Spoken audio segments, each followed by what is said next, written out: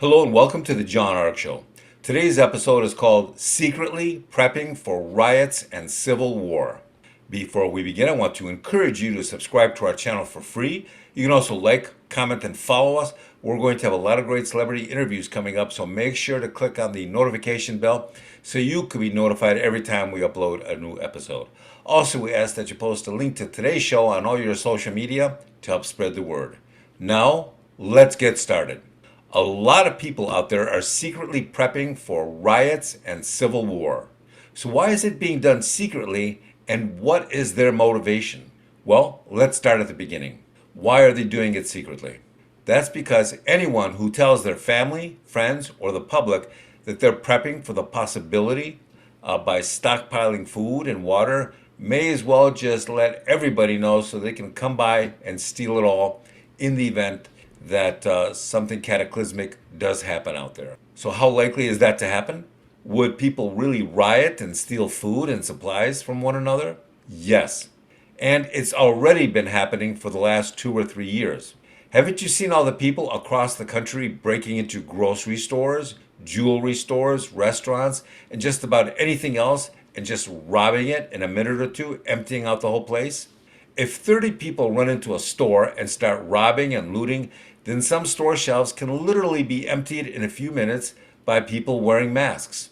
It's on the news media constantly and it's all over social media. So, if you know anyone who thinks it's silly to prep for riots or civil war and thinks that it won't come to them, then they're really simply not watching the news. Because it's already happening everywhere. Stores being emptied. When stores are being emptied, that often gets covered by the news. But if an individual's home gets broken into and emptied, then the news really doesn't cover that very often. What percentage of the population do you think is secretly doing this?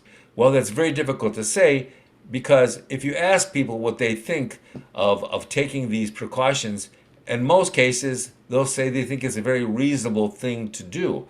But if you ask them if they're doing it, they get very sort of non-committal. You get ambiguous responses. What are the latest things that people are doing to prepare for this sort of civil unrest or rioting? Well, first of all, people who don't have weapons to protect themselves are now acquiring weapons just in case. And it's a large percentage of those people. And do you know who the biggest buyers of weapons are out there?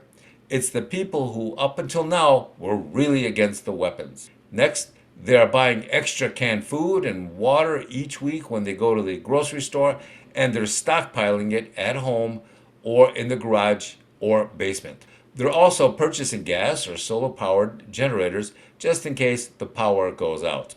They're also buying black blankets or black plastic sheets to cover up their home windows from the inside during a power outage. The point to make is everyone doesn't want you to see that they're the only house on the street with power.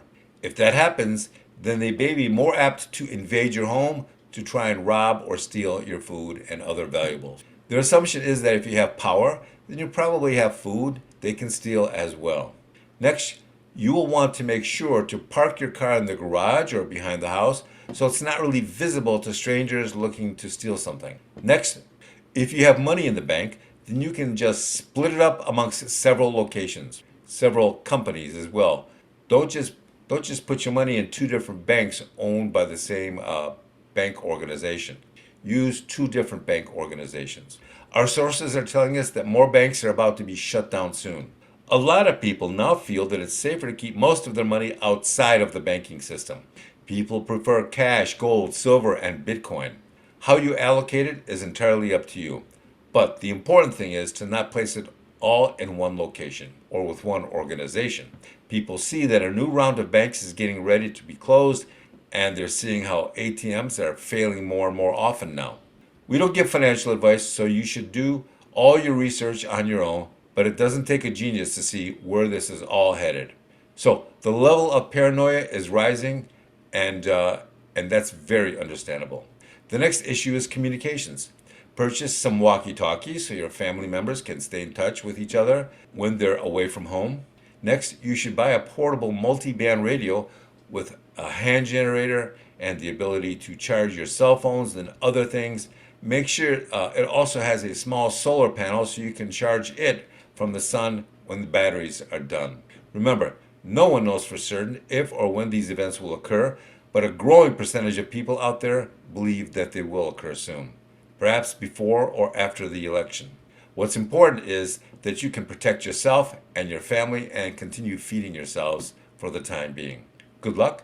Thank you for watching. I want to encourage you to subscribe to your channel for free. You can also like, comment, and follow us. We're going to have a lot of great celebrity interviews coming up, so make sure to click on that notification bell so you can be notified every time we upload a new episode. Also, we ask that you post a link to today's show on all your social media to help spread the word. Thank you, and we shall talk to you soon. Stay vigilant, people.